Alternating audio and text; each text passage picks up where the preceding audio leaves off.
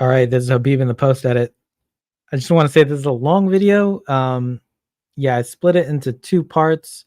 Um, Basically, there are a lot of amazing questions. They each deserve their own video, but I decided to just put it all in one. There are 13 questions, and I honestly have a lot to say on each one of them. So feel free to listen to this rather than watching it or, while you're doing other stuff. At the very least, I hope people can see what having your OP type for 3 years, what it can do, reflecting on it. Is there any value to reflecting on it? I hope you get something out of this video. I think you will. And if you don't, just stop listening. Hi, welcome to this video about my journey as an ESFP, having been typed for the last 3 years. At this point, it's over 3 years. And I'm going to be going over a bunch of questions in an Ask Me Anything format. I collected some questions from Facebook, and yeah. So my OP type is there. It's double masculine, SETE, play, consume, sleep, blast, last, number 1 social type. So basically, this is supposed to be my 3-year anniversary video, but I decided to jump on this trend on one of the Facebook groups where we were doing an Ask Me Anything style format. There's about like 13 people who asked a bunch of questions, and I got a lot of interesting questions. So I'm going to be getting into that.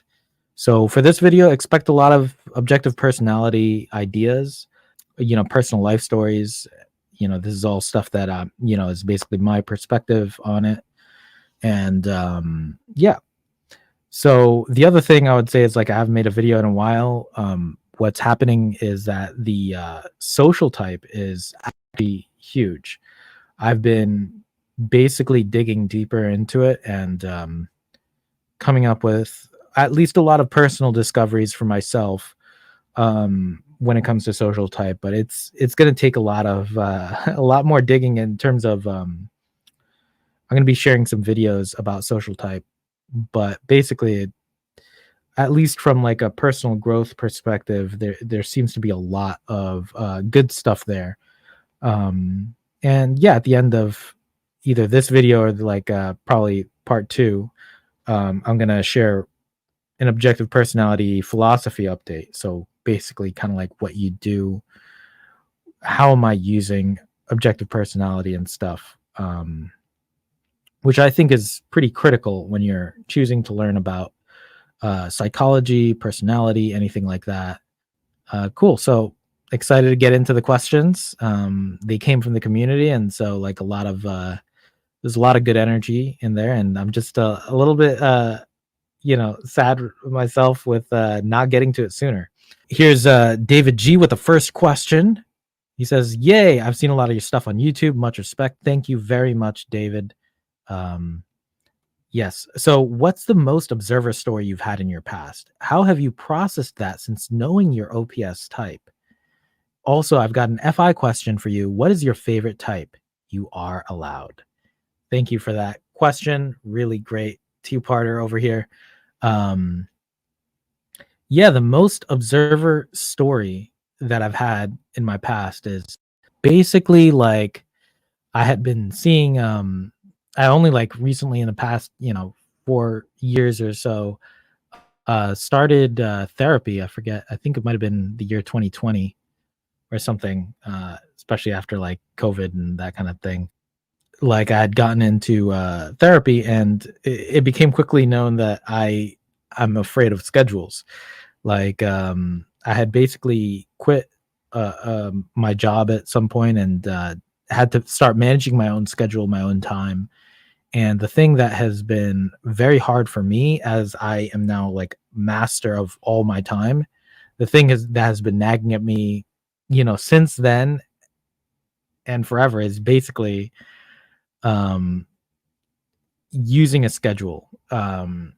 It's basically like doing something at the time, and just organizing yourself around time and time blocks and all that. It's something that yeah, definitely makes me feel a little bit cornered. I'm like slowing down in my mind right now. Like if I have to do something at a certain time, it trips me up because it closes down all the possibilities. It's like, even if I come up with what I'm gonna do, I don't even wanna listen to myself. And so that is like, it doesn't matter who comes up with the thing to do, like, if I have to do something at a certain time, like, it's very hard for me to meet that. I think something called, like, ODD, or oppositional defiance disorder. Like, I think if someone tells me what to do, I don't wanna do it, something like that. So it's just like, it's the idea of control and freedom. Freedom and control is the observer story. So for me, I definitely have a really rough relationship with that, but it's starting to get better, and it's something that at the very least, having an awareness of this is really helping me. um but it's an ongoing battle, it's an ongoing struggle. It's maybe it's not like cancer or something, but it's like a lifelong struggle type of deal, in my opinion. At least for me, like, it's good to find what you're struggling with, and hopefully you don't struggle with it too long, and you kind of get a handle of things to some extent. But it's definitely my kryptonite, schedules, that type of thing. And yeah, I think I put that there. And oh yeah, finding out that I have ADHD. um but I think a lot of my type, like, if you've seen it, it's the blast last and the EP. It's very ADHD like, specifically the inattentive type of attention deficit disorder. um yeah, it's something that it's nice to have a label that you could talk to with people outside of the OP community. Like, people understand it, people get it. It's just having this very, like, scatterbrain, like, you have a lot of ideas, a lot of things you're trying to explore, a lot of opportunities. um Basically, like, a lot of tabs open in your mind, and you want to kind of go down each and every one. um and you don't want to leave anything behind. You want everything. And so, like, that's you want to keep your options open, that kind of thing. um yeah, so that's like, that's something that I've processed, that it's just going to be a struggle. And as far as, like, moving on from that, it's just like, you do what you can, and you're okay with it, and you realize that plan is important, you realize that organizing your schedule is important, and you start to pray for the other side. You catch yourself through awareness. The first step is awareness, and then you kind of start doing something about it. You track yourself, you kind of check your feeling state. How are you feeling about missing certain things, failing on certain big goals, and all that. Um, and once I see that it's important for me to get my schedule right, I'm actually going to start working towards that. The next question is, I've got an FI question for you. What is your favorite type? And I'm allowed. So my favorite type, I have to say, is gonna be the other EPs. And specifically, I married an ESFP, so I have to say, and I am an ESFP, so I'm gonna say ESFPs. But specifically, I have talked to ENTPs, and I really like that they're covering the other functions. And I even before OP, like, I find them very interesting, and they're covering a lot of ground. And I don't find myself too particularly lost with what they're talking about. But I think it's a very good kind of relationship. Like, you see 50 Cent and Robert Greene, for example, being good friends. I think that there's a lot of good benefits to hanging out with people of, like, a similar but opposite type. For me, it's like the ENTPs that are that. I think the ESTPs, there's some kinship with the SE over the SE, but sometimes I can find the TIFE axis a little bit, like, abrasive, or not quite understanding what I care about, or that I do care, in fact, even though it seems like my TE can be very rough. Um, and then finally, the ENFPs, I definitely have a soft spot for that. You know, there's the obvious, like, the comedy element of, it's ENFPs can be very funny, but I also think that they have, like, a certain depth of understanding in the NF, that they can see that I really care a little bit faster than everybody else. because they have the FI and they have the NE, they're able to pick up on my NF state a little bit faster than everybody else. And so I do really like that about the ENFPs. So I just think that EPs are very good people. They don't have time to be, as I was talking about scheduling, they don't have time to be assholes, in my opinion. They control you, but they can they can definitely mess around and joke with you, but to your detriment. But they are generally, usually like good people. You can find it. At least for me, I find it easier to like go see what like an EP really thinks of you. On some kind of like power trip, it can happen for control and all that.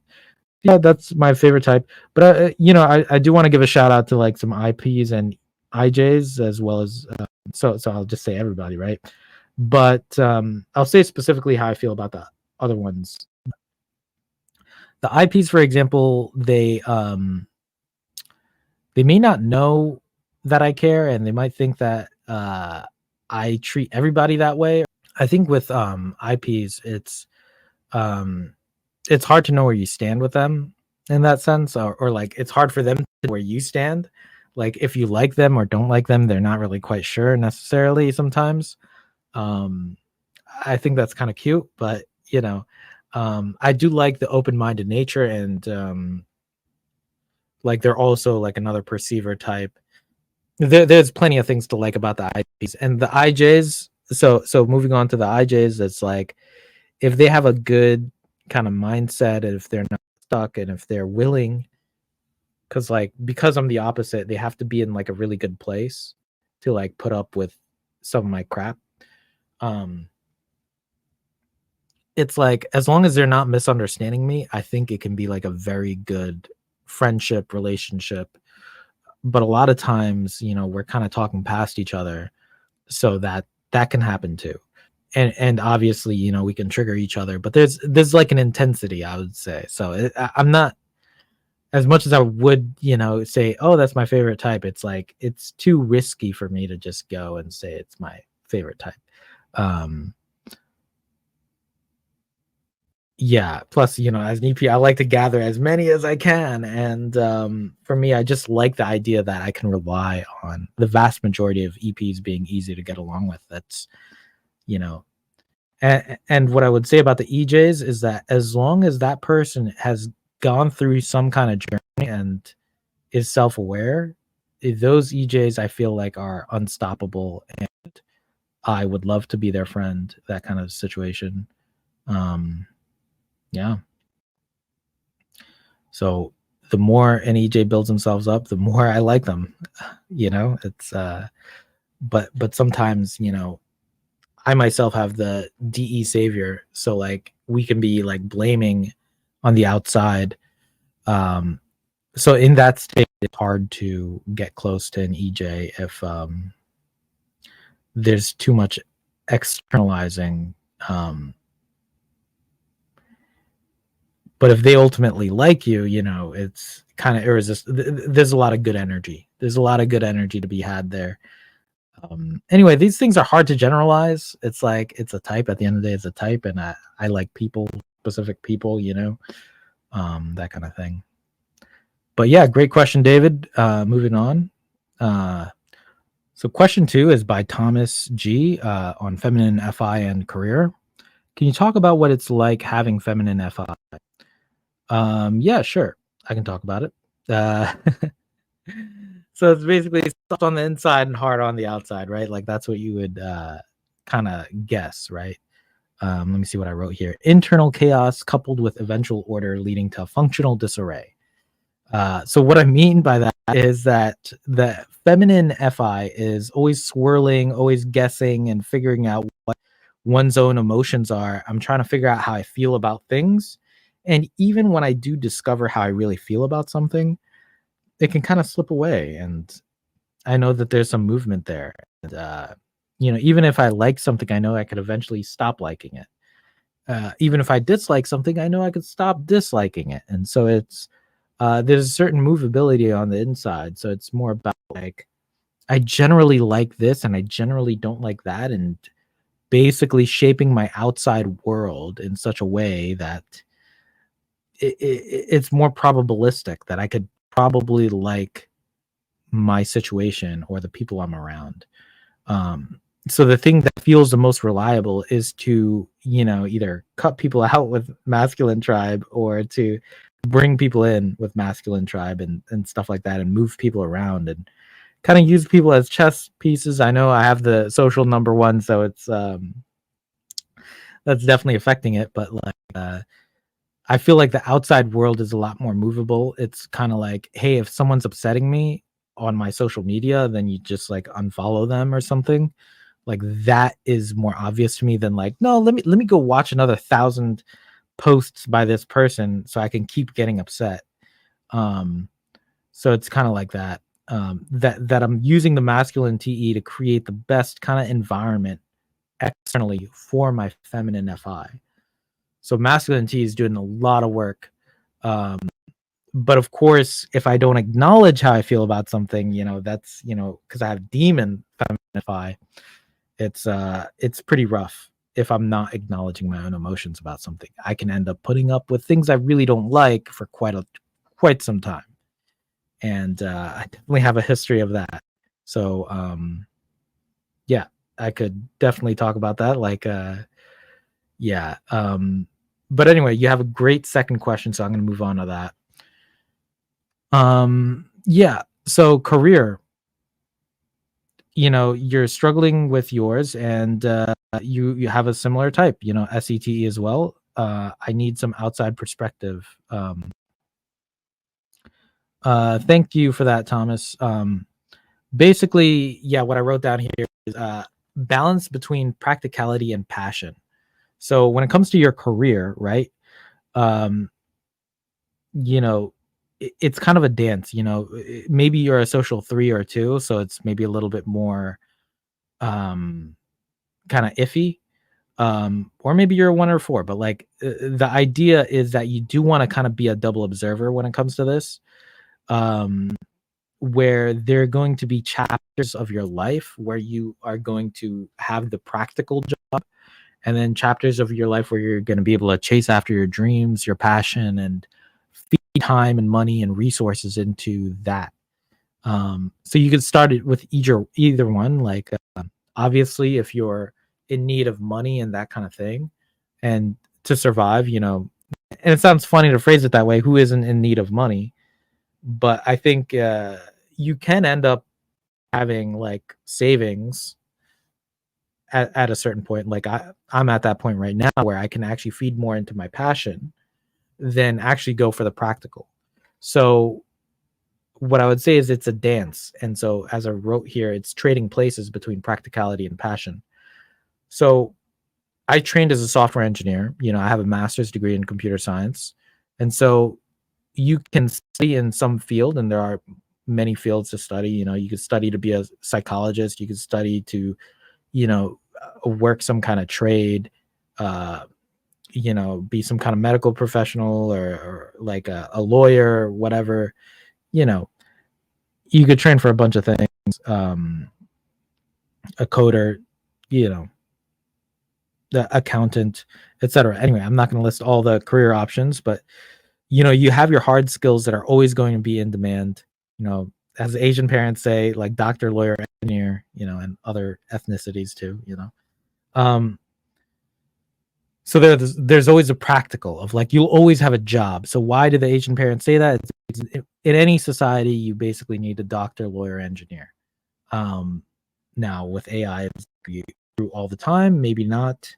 Um, but there exists some practical set of jobs um, where you're always going to be able to make a living. So that's to solve the money side. But like as you kind of move on in life, you're gonna have a lot more of this opportunity to work on your passion. Um, so maybe you're gonna be into the arts. I know you're into music.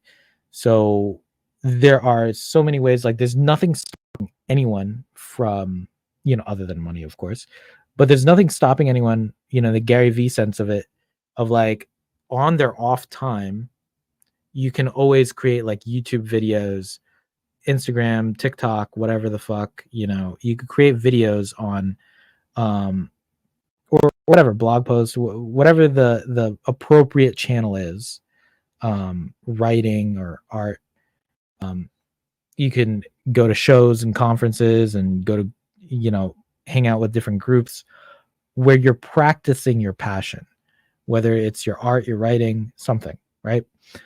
And your passion doesn't have to be that. Some people can actually still find their passion in coding or accounting or business, something, right?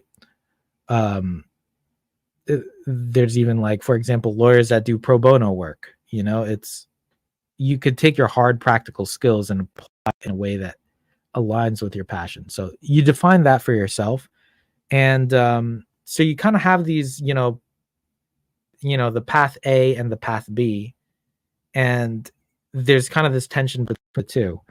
And we talk a lot about, like, this survivorship bias that exists with people who make it in their passion, like someone who is very successful, like Arnold Schwarzenegger, whatever he tries, bodybuilding, movie star, whatever else. There's some others thing. Governor, right?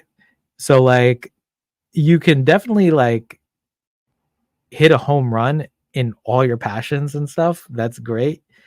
But it's okay if you need to lean on a job.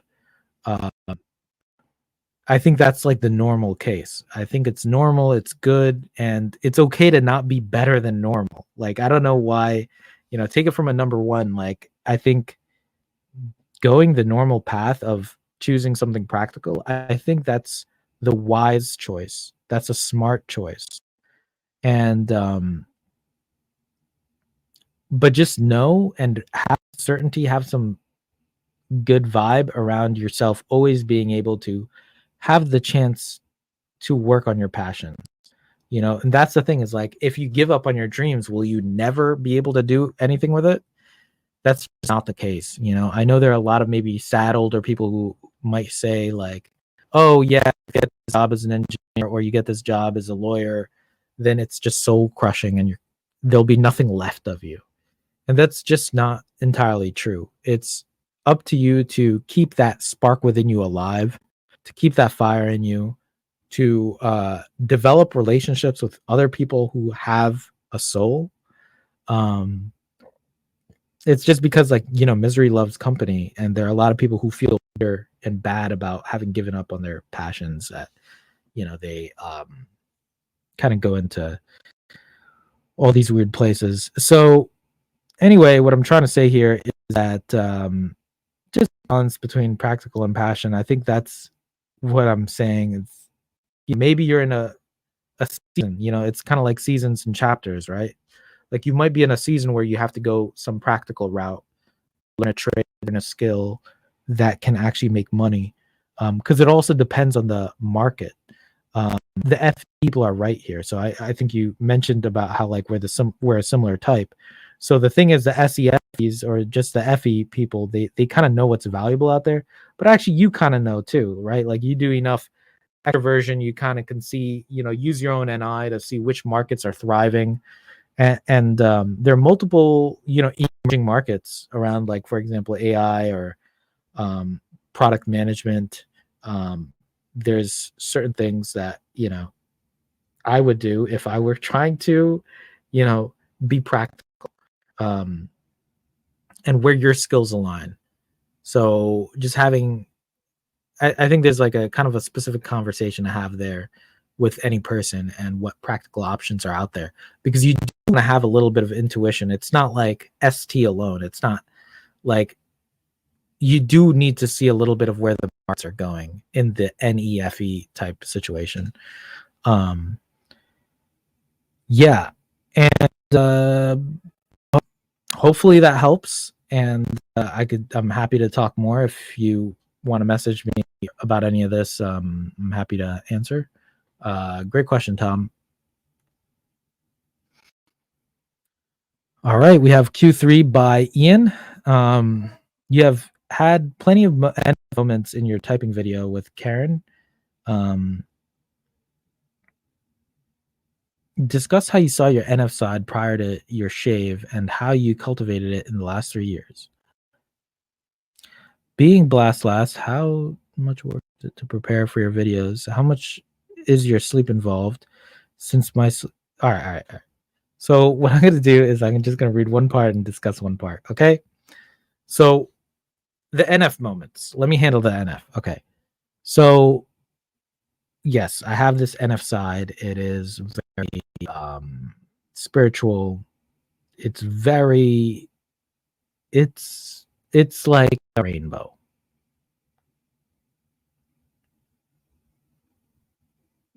Okay? That's it. And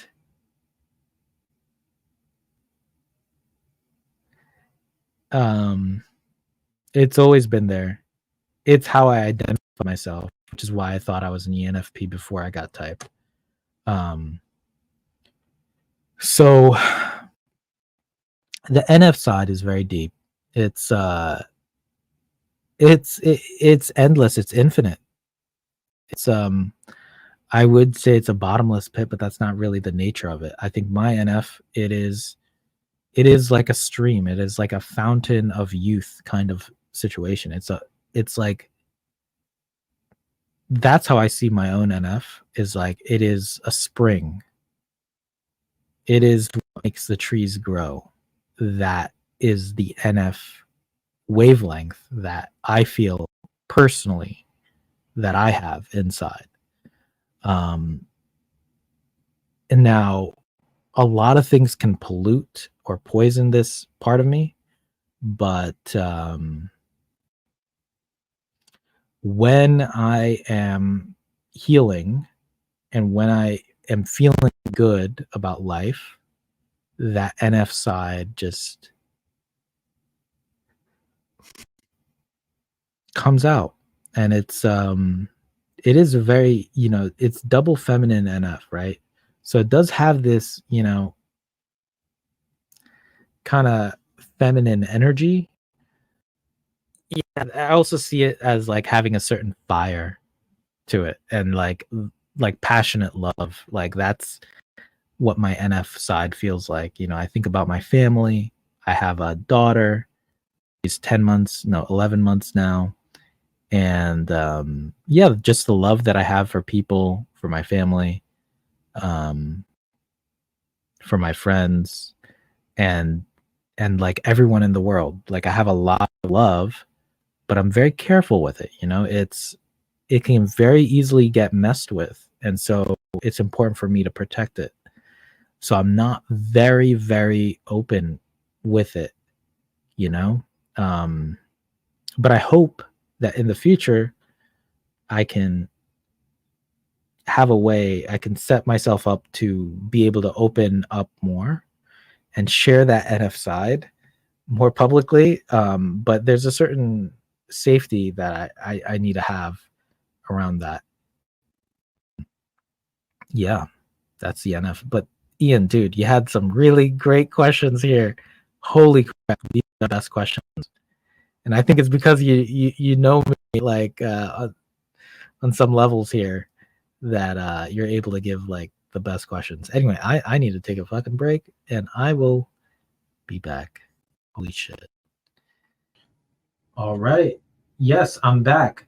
So back to Ian's question. It's definitely put me in NF sleep mode. I have a lot to process, even just looking at what I've thought about for answering this question. Yeah, that interview I had with Karen was really special. But yeah, it's not like a public interview or anything. But it's good to have conversations with people and be able to share in those NF moments. And there's something nice about sharing those vibes with people in private. That's for me as someone who likes to do something so out in front. You know, not everything is visible. There's a lot of stuff going on behind closed doors, and for me, that's a lot to take in. A lot of missing information that's being hidden, but um, sometimes like people just won't be understanding what's going on with a certain connection or a certain moment or experience. It's not really meant for everybody. Uh, but yeah, the NF is it's special, and yeah, it's really good on Karen to bring that out of me too. She's asking the right questions. So being blast last, how much work is it to prepare your videos? So that's a great question, Ian. How much is your sleep involved? Since my sleep is NT, it's absolutely necessary for me to work on my play and consume through my NT sleep to effectively blast it. Does NF sleep mean you bypass it, or does your blast require some kind of personal significance to the info for best blasting results? We're kind of dealing with the evidence of this entire question, and honestly, your questions have put me in a place where I definitely have to deal with it. Because I couldn't actually make this video without going through my sleep processing. Technically, I could, but it would have been a very surface level video. For me to actually properly sleep process and address the questions on a more authentic level, it requires me to go into my demons, which are both FI and NI, where I, rather than giving you like a really quick answer, like a TE response, I'm having to dig through like, hey, do I value this? Do I not value this? Is this important to say? Is this going to be important for me to share about my journey? Like which parts of my life, my explanations, my, experience is actually worth, sharing, or even sharing with myself, really. It's like when you look at the mirror, what is the thought or the feeling that's worth having? Like you get to decide. FI is not like FE, where FE people seem to not have control over what they feel because it's coming from the external world. But with FI, even feminine FI, we get to decide what we feel. And so when I'm looking through even this question, I get to decide what I feel is important, even if it's feminine FI. And not only that, but I also have to see what is the essence, what is the, and this with NI, but it's kind of trying to get at the essential markers of what I need to tell the story. What concepts can I share? Because I'm not going to be able to go through the SI of it all, or at least, you can, but you have to put even more work if you want to get to the SI. But for those of us who have the, NI function somewhere even last, we're going to be looking for that essence. And that takes a lot of time to cultivate, to build, to process, unless, of course, you're sleep savior, which I'm not a sleep savior. I'm not processing all the time. So I actually have to take time out of my day, time out of my, life, even unconsciously, subconsciously. I have to take time to process things. And yeah, of course, so how much work is it to prepare my videos? I mean, you can kind of tell based on what I've said already is that it takes a long time. It takes, depending on the depth of the questions, it can take months or even, so what you want to do, what I want to do is have multiple topics, multiple questions, multiple ideas kind of swirling around my head. And because it's NF sleep is feminine, like I can kind of passively process in my sleep. And once I'm doing that, and it's funny because like this is kind of seen as like, oh, you're crazy, that's kind of hand sign for you're crazy. But like you're basically processing and going over the same known information of like, in my case it's the NF and it's a vibe, and it's like, do I really feel this way? Because I could tell you all kinds of things, but it's about the NF is like getting the vibe right. Because there's a lot of things you can say. You could prove anything with statistics. You could sell any story. And so it's important for me to make a choice, to know that I'm making a choice, and to put time into the choices that I'm making. So my sleep is very much involved. I think there are people who can put out videos that are more kind of manufactured and you can kind of tell. And there are people who are more settled with themselves where it's faster. If someone is sleep processed, they can produce videos very fast. But for me, I have a lot of issues that I'm working through, like, childhood trauma and that kind of stuff that for me to come out with a video, I need to actually, because I'm committed to properly sleep processing something. It doesn't have to be all the way processed, but at least somewhat. I yeah, I'm definitely going to take my time with it, and you'll know if it's coming out of my sleep process. You'll know if I'm just spurting out an answer, and yeah, there's a huge difference. So basically, let's just say it takes a month for each video, but you can be working on multiple videos in parallel. That's on average. Some videos might only be a few weeks or a couple weeks, but generally it takes a month. I need to be honest about that. And yeah, a video like this with 13 questions in the AMA, there's actually way too much for me to process. So it took me a long time to produce this video. It's pretty crazy. I mean, even then, I'm not fully sleep processed on anything, and I could always give a better answer. And another issue I would say is the flex, is because I feel like when I'm putting something out, I need to put my name on it. And so that's kind of making my process even longer, because I want to be responsible with the information. I don't want to just give some crappy, material or, content. And even if it is crap, it's crap that I worked on or that I can put my name on. It's I'm not saying whatever I say is good. I'm just saying that it's something that I've at least spent some time thinking. That's, I think, the minimum that I feel like I need to do. So moving on, yeah. So yeah, I have both sleep and blast as a demon. Yeah, so I definitely have to do the sleep, then do the blast in that order. I find that I need to do it in that order. And, yeah. So discuss the modality stereotypes versus reality. Double feminine and double masculine are the bookends of the modality spectrum, and where most of the extreme stereotypes and misrepresentations are. That's a really good question, an astute observation. And for yourself, being, having the double feminine modality, and being a pretty manly dude, in my opinion, right? Like it's there are a lot of stereotypes that you end up having to confront. And I've seen some, men who are double feminine who are very masculine, and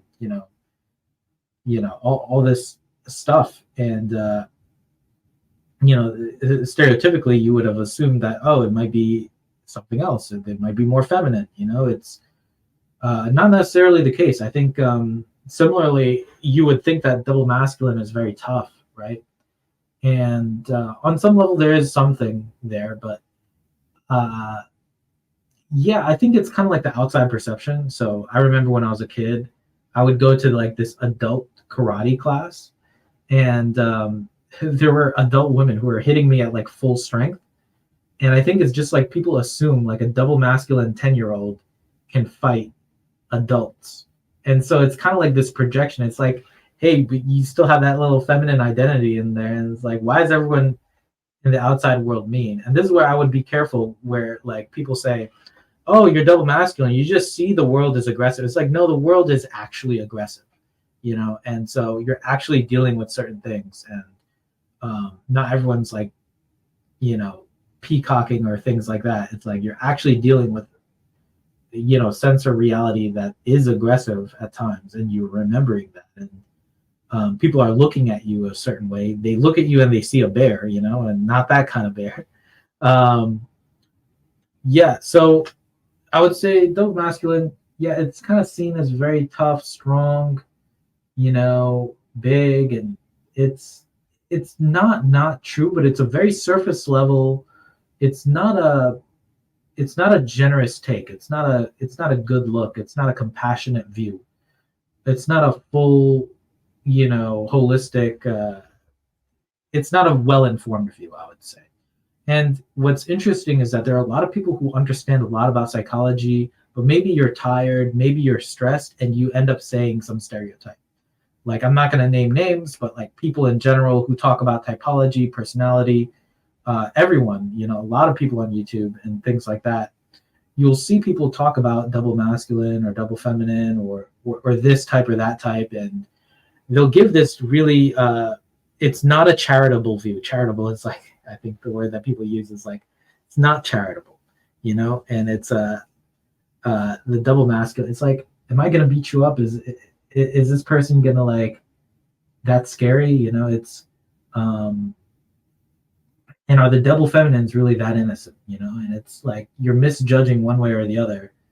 Um, and yeah, in a lot of cases, double feminines are, you know, pretty light on certain situations, but you know, you really have to know where someone's going. I don't have to say this, but yeah. Anyway, the reality is that double masculine people, there's another part of that person you need to see, that they're very used to. You know, we double masculine people, I think we're very used to being misunderstood, and I think it's like we tend to overcompensate at times. It's like we feel like we're in the way or something like that, um, or you know, I think about like the DI version might be a little bit different. You know, might be overly aggressive. So I would say like the DI version of double masculine, they might be more like the Andrew Tate or the Conor McGregor of like they have to take on the world. It's more like we have this archetype and we could choose it, or we could choose to go beyond it. And I feel like for my DI brethren and sisterin, they may be buying too much into their own hype of being double masculine if they're DI, and then if they're DE, it's like, hey, please see me for this other side.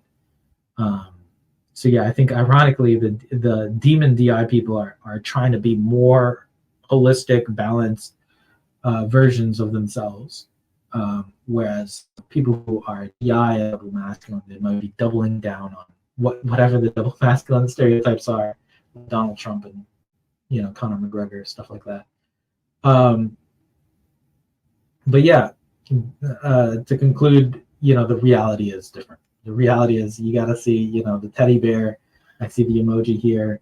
You got to see the teddy bear. You got to see the other side. You know, if they're angry on the outside, they're actually just crying on the inside. If they're laughing on the outside, they might be sad on the inside. It's like you got to see this. And you know, there's some similarities with the FM people too. I do feel like it's a little bit closer to the FMs than it is, you know, the MFs in some ways, you know, because the masculine DE. Yeah. So moving on, what is the most quintessential ESFP thing that you do? I would say, you know, going out for walks, traveling. That's the thing that I have here. Like, you know, going out in nature. Well, not, I was raised in a city, so not as much of that. But it's something that I do feel pulled towards. It does feel to me like the normal part of life. And, you know, doing kind of exercises or activities and sports and things like that. I think that would be kind of more the quintessential. I don't think I really partake in those nearly as much as a lot of other people. To me, it's just like very surface level. It's kind of easy to do. Is I know these things are out there, and it's kind of like I'm just at the point in my life where, you know, I've been there, done that. And I think that's the case with a lot of people who have any savior function, is like you kind of been there, done that. I've already traveled, I've already played certain sports, and I've already gone to see nature here and there. And, you know, it's just not like I have an utter fascination with it, but it's something that, you know, I think it'll just always be part of my life. Is, you know, I'm willing to go, you know, if there's something interesting, like if there's a meetup, for example, in the Netherlands, I don't mind getting a plane ticket to go over there. So that's something that I do. That's probably the most quintessential ESFP thing I do, is like, you know, there's like, for example, a Netherlands meetup coming up, and I could see myself just last minute, you know, buying a ticket and going. Or not as much last minute these days, but, you know, and I recently went to Texas, didn't really put too much planning into that, but had a great time, had some Texas barbecue. Meanwhile, like I talk to people and they don't even have a passport, they've never left the country, and like a lot of Americans, you know, and that's the number one thing I would say to every American person is like, go get your passport and go get the hell out of this country, to at least see on vacation like what else is out there. You don't have to go visit 192 countries, which is nice, but you can visit one. You can go see something. It ends up being, especially for the people who never do that kind of thing, it ends up being the most valuable memory for these people. And you don't even need that much planning. That's what I'm supposed to say. Yeah. So really, really great questions, Ian. It's like I could go on. I could do like a lot more content on just this set of questions, but I gotta be moving on. Thanks. So question 4 is by Ginger B on masculine tribe stuff. Do you naturally double up the pressure on the tribe with masculine DE plus number 1? It seems like I do. The thing is, like, it's good Ian asked the other question, because it's kind of like there are a lot of stereotypes with masculine DE. So it's important to, look at what kind of his.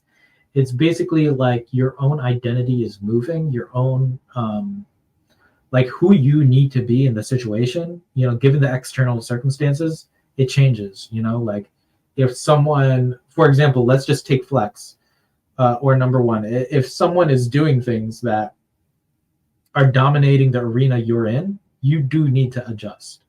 So if you used to be number 1 on a leaderboard somewhere, right, or you'd be the best person in your workplace, and then all of a sudden someone has a rising star and beats you at that, you do need to adjust, right? And so that is what the Flex is doing. And already with masculine tribe, you're very aware of it. Whereas maybe feminine tribe, you're not as aware when people pass you up.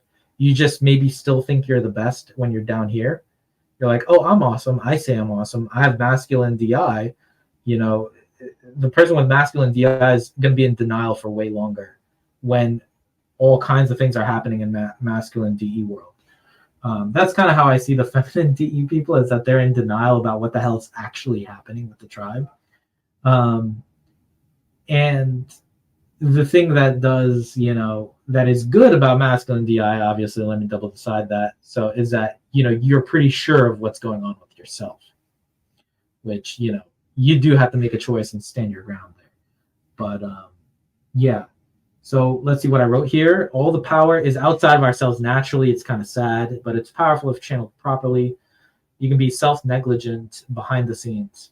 Yeah, so like the whole number 1 thing, it's it puts off this really peacocking vibe of like, you got a puffed up chest and you're like all about performing really well.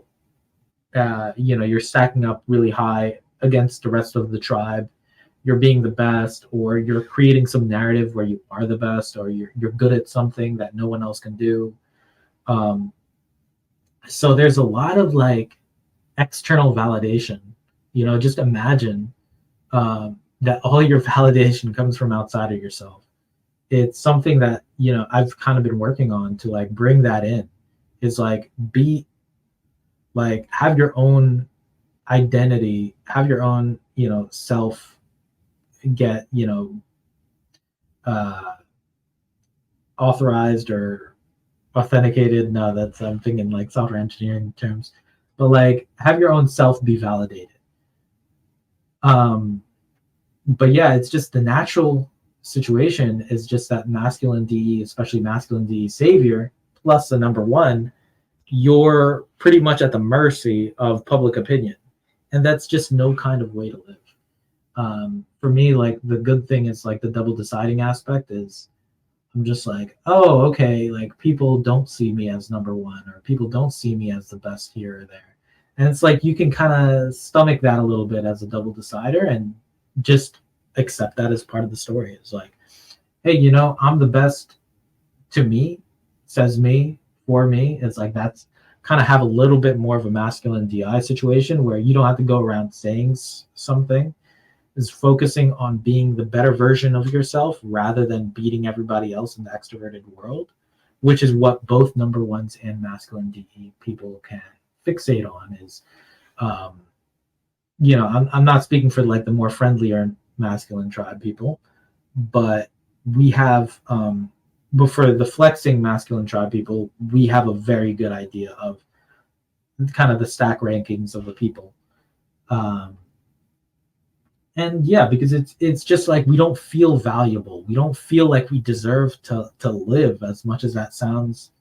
We don't feel like we uh, are deserving or are worth it, or that we're enough, unless we have that validation. So that's something to work on. I'm obviously not in that place now, but you can definitely be that way, like naturally. So it really depends on things like who are your parents, who are your friends, all kinds of things. Because yeah, I mean, like for example, I have a wife and she helps me feel good about myself, but I know that it's ultimately my responsibility to you know boost myself up, my own ego and my own like sense of existence, right? Because otherwise, with the feminine DI plus the flexing, it's way too um, your own sense of identity is just overly dependent on everyone else. So I would say that this is a pretty like kind of serious question here, for those people who are afflicted with this situation, because it's a lot of things working against you. I mean, like, I think if you would ask Shan in a serious way, like she would probably tell you something similar, and especially that she's worked through a lot to get to the place she's at right now. But yeah, people in general, I mean, like, go ahead and ask people who have similar parts, if they have masculine DE or if they have flex at any capacity. It's gonna, and I know you, Ginger, you have the number 3 thing going, so there's gonna be some external validation seeking there. But even though, but we're all working on it, right? We're all, especially in this community, we're all working on ourselves. And so you're going to have different differences on the spectrum there. And so basically this whole thing is something I've had to work on a lot. Yeah, and it's one of the biggest things I'm sleep processing. So thanks for that question. You always have great questions, Ginger. Yeah, let's move on. Okay, so we have question 5 by David Jacobs. Yeah, how do you see your NI? Is it your superpower? Super strong imagination, amazing planner? Great question. Okay, so yeah, so my NI, I do see it as a superpower, but it's kind of like tricky because schedules are very difficult. I'm not a consumed sleep EP. I know you have play last and double activated sleep, so it's not exactly the same. Like you're one of the strange glass lizard EPs, right? So as a skibby EP, like planning is extremely difficult. It's challenging. What ends up happening with my NI is it's always working in the background in like a back office that no one is tracking. And so it is a superpower, but you kind of have to check in like, hey, NI, what are you working on? And it's like, oh, you're working on those amazing things. All right, let's make a video. Let's write something. Let's take an action or something. But then if I blast last forget, or if I'm not actually taking it into my sleep because it's feminine and the problem is I'll have a lot of like, let's say, brilliant insights. I know that's pretty self-congratulatory, but when your last function is working on something and it is feminine, like you do have these epiphanies, right? You have these aha moments or whatever the hell. I know maybe that's a cringy phrase, but you have these crazy things happening. But if it's a feminine NI, you're going to let go of it. You're not going to hold on to it. And so I just see it as something that's like working in the background, and there's some really brilliant things that come from it, but it needs a lot of encouragement, faith, support in order to come out. I need to track it. I need to put a lot of systems in place in order to make sure that the work that my feminine NI is doing is not being lost. Because what otherwise happens is that there are amazing ideas being built. Let me just talk in this way. I know it's too self-congratulatory, but like, you can do this for yourself anyway. So like, you have your most amazing ideas, but they're just being neglected, and they're being forgotten, and they're being left on the side of the road. And so what you do need to do is have this kind of positive language, positive support, surround yourself with people who believe in you, and more importantly, believe in yourself. um, but we're a pretty social species, and so it does matter to have a support system and to have people around you who believe in you. um, I can't say you don't need that, because you do need it. So what I have written here is that long term, it's a superpower of a master planner, but short term, it's useless. Um, yeah, it's blind to the tiny bits of NI, meaning that it's discoverable anytime. Can see the biggest picture if some help or opportunity is given. So basically, it's like it does need some amount of charity. It needs some amount of generosity and all that. And like, it's always working on stuff. So there's always things of like NI uh, processing that's going on, planning and um, clumping, right? And there's so what you need to do is not hold it too accountable in the short term, but have faith in its long-term abilities. So I honestly believe that my NI is better than any INTJs for the long term. If I give my NI some faith and belief and support, with the help of other people, then I can see my NI is going to go really far. I just need to, create a good system of support for that. And similarly, I really hope that for, folks like you who have the SI last, is like, if you invest in your routines, if you invest in your habits, like that can be really good. Is I see that for the SI last people is, that it is a superpower. And so I appreciate that. I know David has some interesting theories about flipping the savior demon situation and having a different narrative for those things. And I think that's a pretty interesting idea that I initially discounted, but I'm seeing some merit for that. Um, yeah. Um, Maybe you can leave a comment or something. But yeah, so great question, David. I could probably go on more, but I need to go to the next question. So question 6 is by Felix. How has knowing your social type impacted your life? Oh God, yeah, no, I'm just seeing what the hell I wrote. Yeah, I've been working on this for like some months, so I've written things at different times, and um, yeah, the social type, it did change everything. I can't refute that, because it's a certain level of awareness, and yeah, every past situation makes 100 times more sense. Um, and yeah, it did actually teach me to embrace my saviors and eventually work on my demons to flow. Because I think there's a difference with the social type and everything else, is because we're kind of co-discovering it. I do think this is probably the same for all the other functions and coins and things, but just because it's a recent discovery, I think that the community has been learning this coin the way all the coins are meant to be learned, which is that you're not shitting on yourself for your saviors. You're embracing them. And you're eventually going to work on your demons, because this is more the compassionate, charitable view.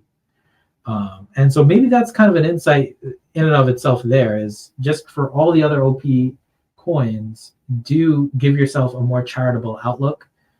Don't beat yourself up. Give yourself some compassion and embrace your saviors on some level. But you also have to, or you want to, or it's a good idea to eventually work on those demons. Like, you do not want to neglect them. As long as you're not going to neglect your demons, you can reasonably embrace your saviors, not go overboard on overdoing your saviors, but just calmly address the value and the talent and the skills that you've developed in your saviors, and then go put some attention and time into those other areas of your life, which can often be in your demons or the other side of the coin that you've perhaps been neglecting. So diving into the actual meat of the question of social type, finding out that I have the social type 1 is, I definitely had a rush, kind of like a consume last rush of information, of like feeling like I knew everything about how ego driven I was. Because in the past, I I have some self-awareness that I've had like ego problems. Now it's something that, when I make friends now, they don't really notice this about me, but like I know growing up that I've had a lot of issues around, having a big ego, or having a God complex, things like that. Um, and so growing up, that was in middle school, I had something of a God complex. And kind of like, if you've ever seen the movie Truman Show, the Truman Show with Jim Carrey. But basically, it's like your life is centered around you, and everyone else is kind of like robots, and they're kind of just doing your bidding on one level or another, where they're acting like they have their own mission, but they don't really. Their missions don't really matter. Only yours does. So it kind of feels like the Sleep Blast Play cult leader kind of vibe. And that's at least my opinion. I have to do a separate video on the animal stacks. So I initially learned about the social type from Reggie and Henry. Actually, they're both ENFPs and both number ones as well. And so there'd been some like word on the street that they were catching on to about social types being a thing. And yeah, basically, as soon as I heard about the concept, I'm like, okay, I'm a number one, but that sucks. And there's a lot of work to do. And it's pretty deep. Immediately when I heard about the concept, I was just like, yep, this is a big deal, and I've got that issue, and I could very much see that there's a lot of growth opportunity here. I think I really do need to do a separate video about this, because the social type has a huge impact. Honestly, I've been a little slow with my content production because of the intense amount of sleep processing that I've been doing around social type.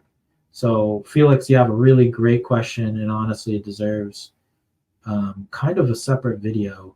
But just to kind of like quickly touch on some things that are important, the social type, what I found out was that the number 4 things, especially because I married someone who is potentially a number 4, the friends and family aspect is what life is truly about.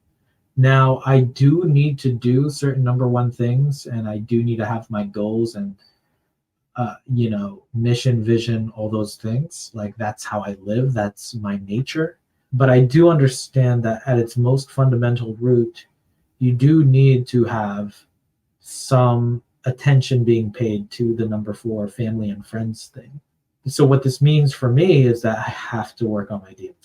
I basically, or at least I'm living my life in a way that where I have to work on them. I have to put some effort on them.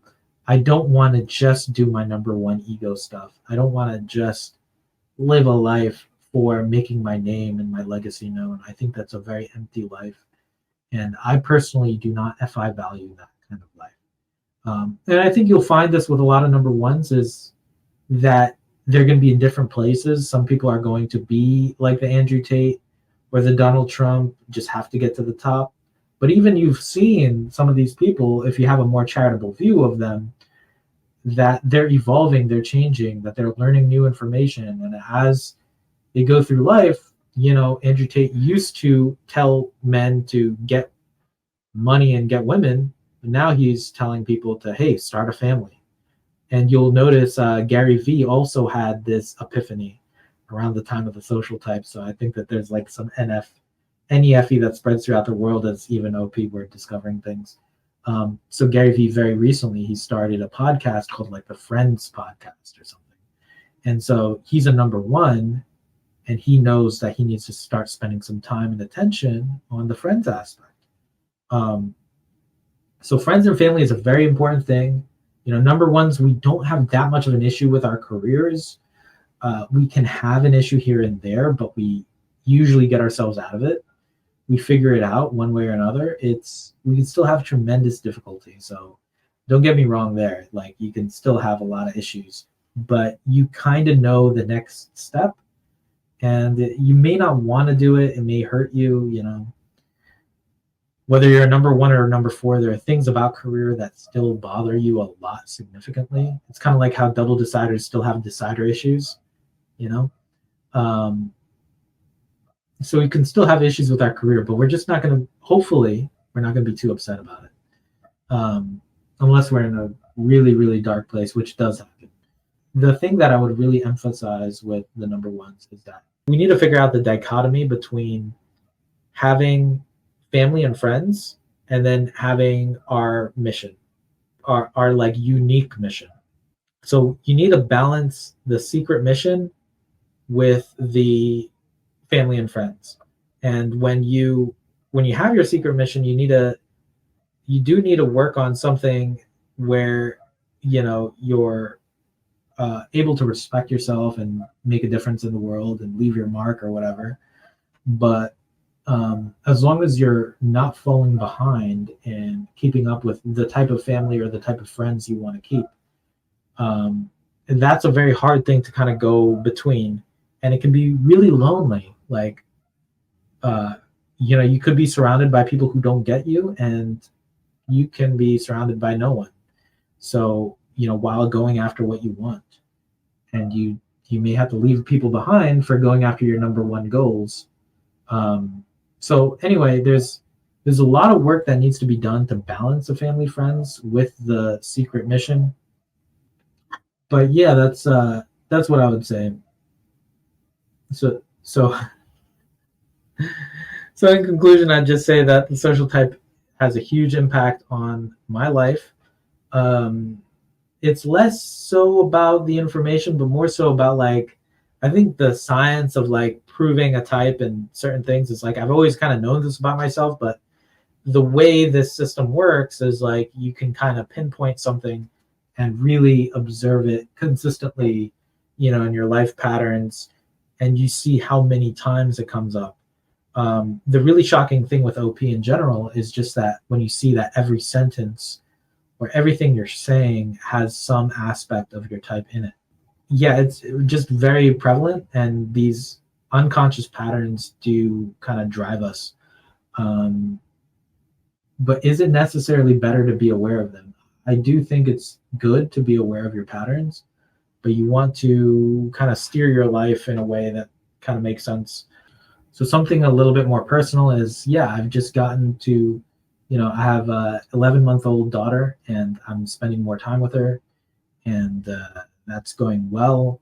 But I also don't spend time with her on some days, and you know, it's you know, we have a support system. I have a nanny, as well as you know, her mom is a number four, so there's a lot of holding the fort that, you know, my wife does. And yeah, it's just kind of sad to me that I just don't have the energy or the natural drive, the drive to be family oriented. You see, even how I'm saying it, it's like you need to have a drive to be family oriented, when it's just not that serious. It's like the whole family friends thing, it's such a chill, relaxed vibe that I just don't have. I'm just, you know, it's something that I'm working on. It is, you know, I don't think you're ever stuck, but you do need to be honest with yourself with where you currently are at and where, you know, everyone else is. So there's that. All right. Moving on now. Yeah, I mean, these are all great questions. So question 7 by Later G, gamma and alpha quadra communication, as well as the NF. You speak the same language as Dave and Shan. How do you experience communicating with alphas, especially NF? Yeah, I mean, this is a really great question. I think it could be, you know, at first it's like, you know, it could be very hit or miss, I would say. That's an overview. But when it hits, it does hit really well. We have like, yeah, I would say it's like very high potential and high risk. So we have a lot of chemistry.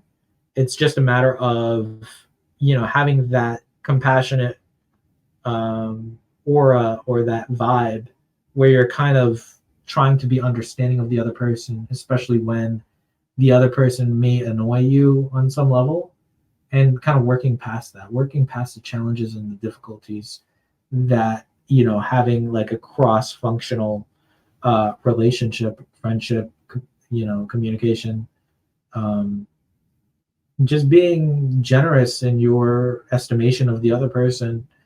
I think it can go a long way.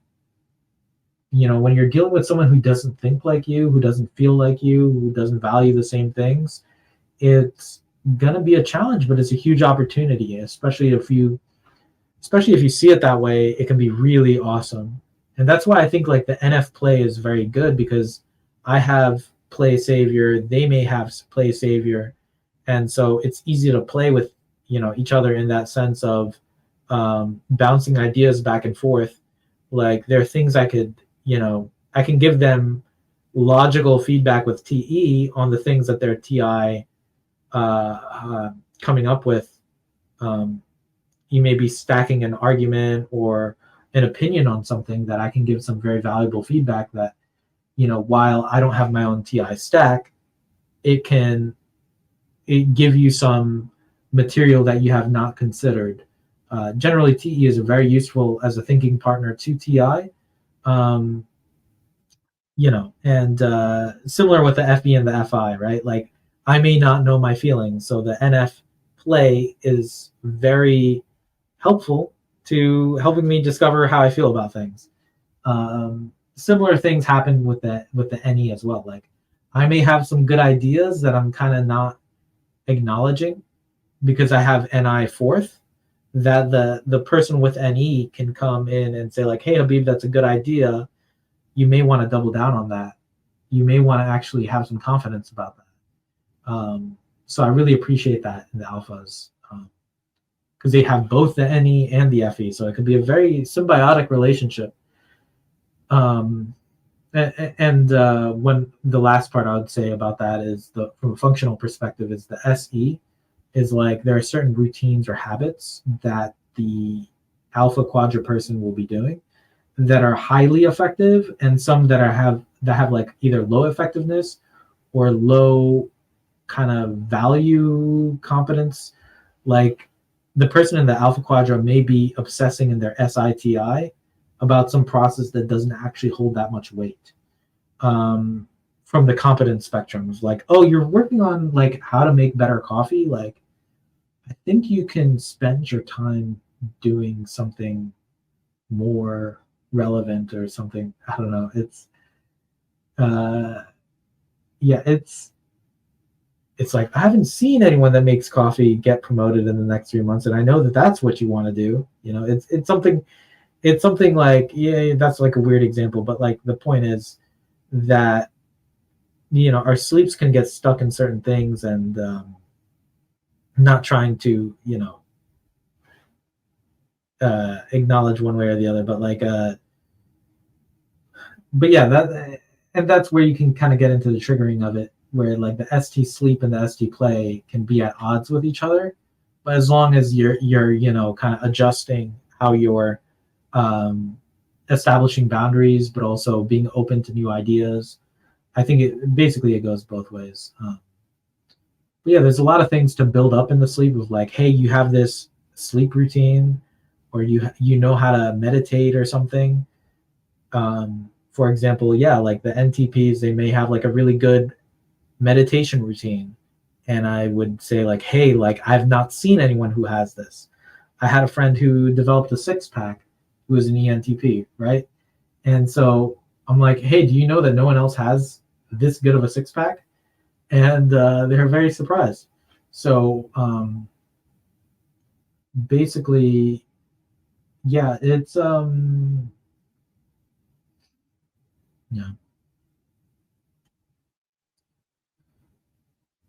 So yeah, it really takes two to tango. I mean, that's what I would say is that the NF play and the ST play, you need to kind of play well with each other and be nice. And yeah, if either isn't feeling it, things can be missed. There's a lot of talking past each other, ship sailing in the night, and it's just important to approach these relationships with the level of adventure and opportunity seeking that it really can be. You know, it can really be a huge opportunity and a lot of fun. Um, yeah, it could be very memorable as well. Like sometimes, you know, when you have a conversation with someone who's like your opposite, there can be a lot of takeaways that are super valuable that you would be thinking about like multiple years later. It could be a very valuable memory because you're kind of tracking things, especially like if I have the SETE play spectrum and the other person has the NEFE play spectrum, they're like completely different maps that are um, not meant to be talking to each other, but when they do, it's like pretty amazing. Because ST is literally reality, and then NF is basically like the kind of invisible thread of, you know, like some invisible blanket or cloud cover. Um, yeah. So now we're gonna break for part two, and yeah, I've had a really good time answering these questions. They're just are kind of a lot, and I had to sleep process through a lot of them, and yeah, I'm looking forward to the rest of the questions. There's 6 more, and yeah, thanks for watching, sticking with me. Hopefully, you're learning things, and yeah, I'm happy to share some personal experiences with relating to OP parts and things like that. All right, see you in part 2. We got 6 more questions to go. All right, welcome back. We're back from our break for part 2 of the AMA. We got 6 more questions as well as a philosophy update. Yeah, let's go. So question 8 is by Julie Kate. For social ones in ops, there is a lot of talk about them wanting to be the best at the top. How do you see this regarding being a one? So I'm going to do each part of the question one at a time. So yeah, I think with social ones wanting to be at the top or be the best, I do think that that's like kind of a little bit of a side effect that comes with everything. I don't think it's necessarily the case, actually. There are a lot of number ones who are not actually trying to be specifically the best. I think maybe that's like the SE version. Like you can see with NE people, like they're not necessarily going after that. It can be the case for sure, but like um, it is the case, but it's not that simple, is what I'm trying to say. What I'm trying to say is that what happens is that number ones are trying to do something, make some kind of impact that is unique, that is in some way part of their signature. Like if you think about, so in United States history, there's like a John Hancock signature where the guy who signed the Constitution, John Hancock, he wrote his name much bigger than everyone else's. And so now his name is used as another word for signature. Because the guy is such a like number one, he wanted his legacy to be known that much. Like he signed his name the biggest. So I think the thing about what social ones are trying to do is they're trying to live a life that they can sign their name to. So that's a good kind of phrase there too. It's not just about being the best. It's not just about signing your name either. It's about being the person living a life that is not only worth living but also true, something you can respect over a long period of time. You know, keep in mind that number ones are not specialized last either, so they're just very kind of long-term thinking for the individual. They're not trying to create a system that's in place forever. They're trying to be a person who's written into history forever. Like if you think about like Alexander the Great, Genghis Khan, Cleopatra, you know, these historical figures that they live lives where they and it doesn't matter whether they're number ones or not, but that's kind of like the life of a number one where the legacy is what lives on. It's not that your empire lasts forever. It's not that the thing you built is what people use forever.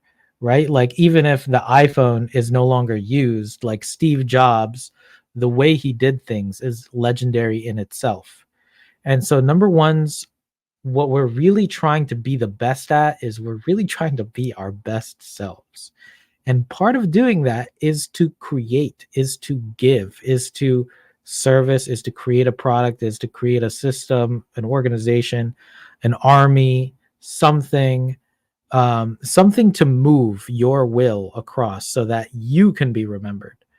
Um, but it's not even, if you get down to it, it's not even that they want to be remembered. It's so that they feel that they're worth it, that they're enough. In order for a social one to feel enough, a lot of times, especially due to things like trauma and not being told I love you or something, um, they try to make up for it and compensate for it. Where like, hey, people don't like me because I haven't done everything, or I haven't made my name big enough, like, oh, that girl or that guy doesn't like me because I'm not famous enough or I'm not important enough. um and so it comes from this like empty cup, I would say. I will have to do that separate video about like number ones being very much like sleep blast play, but I think it's important to at least see the consume last nature of it, where it's an empty cup. Number ones are trying to weave a narrative however they can. Sometimes it's about being the best, that happens to be one of the stories you can tell, but it's about filling your cup or looking for love in all the wrong places by, you know, anyway. So that's kind of, my view about what it means to be a number one. Is it's not that simple, but it can be. It often is. But it is just coming from an empty cup that's very similar to consume last, except it's above the cognitive level and it's more the social level, because this is social type. So it's in the social stratosphere. That's where um the consume last is effect is hitting. The empty cup, the I don't feel like I'm enough kind of vibe. That's the number one. And so like I better be the best, because then I'll be enough. I'm guessing that I'll be enough if I'm the best.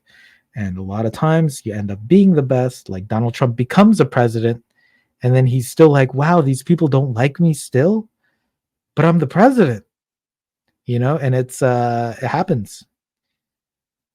It happens. It's sad. But yeah, so anyway, moving on. The second part of your question. Personally, I've noticed many of my favorite celebrity ones are not only amazing, but also humble. What do you think about ones balancing being humble with being at the top? Is it important? Is it a balance? Thank you. You know, and interested for. Thank you so much for your question, Julie. I think this is a very good question. Humility was one of the first things I brought up to people, like when I first noticed that I was a number one, and I talked about it with Henry before social types came out and stuff. I noticed quickly, and I talked about it with Reggie too, is that humility is going to be the biggest things for number ones. But what ends up happening, in the last year, I've been really thinking about this a lot for the past year and a half. And so what happened is I realize now that humility is more of a side effect. Um, what you really need to do is deal with the hole that's in your heart if you're a number one. And so a lot of your favorite celebrities that are humble, it's because maybe they had good parents, or maybe they had less trauma, or maybe they have less issues. But it doesn't make someone less of a person if they're like a number one who feels like they need to be all of that. Like Jada Pinkett Smith, for example, reminds me of the type of number one who maybe didn't get enough love at some point of her life. I don't know. I'm kind of judging, but like what I'm saying is like that kind of person. What I'm saying is there exist number ones, whether she is or not. There exist number ones who are like traumatized and possibly not humble, because they are, um, too busy having this empty cup and not knowing where the source of their wound is, and that it was actually something from, maybe childhood or something long ago that like, hey, like you don't realize that these number ones that are well adjusted, you know, and you got to be careful of things like ableism and you know, privilege and things like this, where there are people who have it better and just were set up for more success and set up for less pain. And, you know, it's a little bit easier for them to have some level of humility because they had a guiding hand.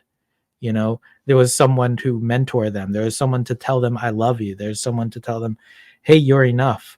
Or circumstances could be where, like, I know Brett Cooper, for example, was someone who is a number one who made a name for herself, but she somehow got a lawyer and left her family, and maybe she lucked in or through her own hard work, you know, made a name for herself and became successful on some level. But that's probably not the end of her story, and it keeps going. So, you know, you can, you know, and it's kind of a numbers game, and we need to relate to the people who actually, for example, need help. Um, you know, if you're number one, like rocking it, being humble and successful, great, good on you. I think the trouble is when you're not humble, digging deeper and seeing why are you not humble? What's going on? What do you think is in it for you if you are awesome, are amazing, and everyone has to bow down to you for that? Like it's it's like, are you really gonna, is that really gonna fill your soul? Is that really gonna fill the hole in your heart? Um so there's some very important questions that number ones need to ask themselves. And interestingly enough, there's probably like a similar kind of opposite thing going on for number fours, but it's a hard, it's kind of like the IPEJ story. And you know, it's a bit of a spoiler for like a video in the future, but I think number ones are a lot more like EJs than they are IPs. I'm finding that out the hard way, um especially because of the consume last. Yeah, so anyway, yeah, so it's a great question. And yeah, it's time to move on. I'll be probably having to talk about this in future videos. Yeah, great question.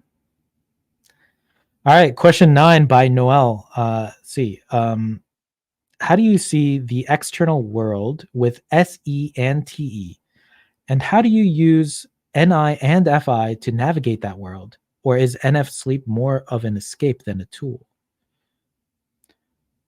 um Yeah, that's a great question. So SETE is pretty much as concrete as it gets. You know, I live in New York City, which is also known as the concrete jungle. I think it's a pretty ESFP like friendly place in a way. Maybe not, but on some level it is. Like you got like the streets and the avenues are numbered perfectly, and so you can kind of see everything's in a grid like structure. So I feel like SETE is very much like a spreadsheet in a way, but it's kind of like you're actually able to own every cell of the spreadsheet because you're now I know my feminine counterparts will not like uh spreadsheets as much, but it's kind of like it still fits basically. Just it's more of a feminine version of it and more loose. Um but it's basically all the sensory physical possibilities. So it almost can be, the more feminine it is, the more NE like it is. But it is about physical possibilities. And it's also about, you know, the logical possibilities or logical arguments, uh, the decision making,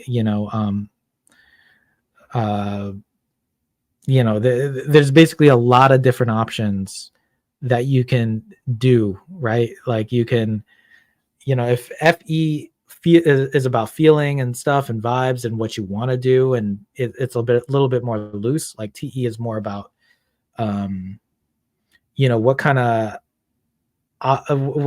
actions are available to you.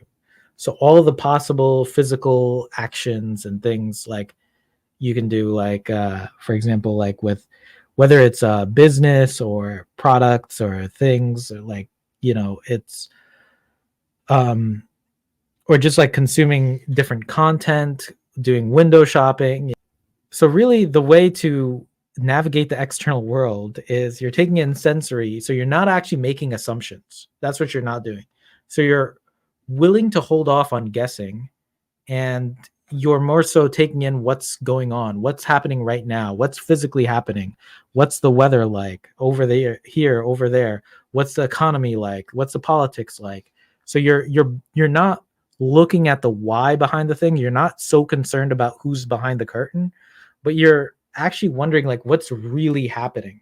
Because if people are dealing with certain physical situations, and people are dressing a certain way or whatever, like that's going to have an effect. That's what SE is doing. And then the TE part is like, what are people choosing to do? What are these people doing? What am I doing? What is everyone else doing? You know, and it's like comparing what one person is doing with what another person is doing, and just seeing like what people are choosing to do, because everyone can choose to do different things, and we're not really looking at the feelings that are driving a person, whether someone's happy or sad doing the thing. We're like, oh, that person's rich. They, I'll assume they're happy or something. That we're not really digging deep into figuring out like the why, the NF of like why people are doing what they do. So like, there are a bunch of, let's say, wealthy people who are hoarding a lot of money.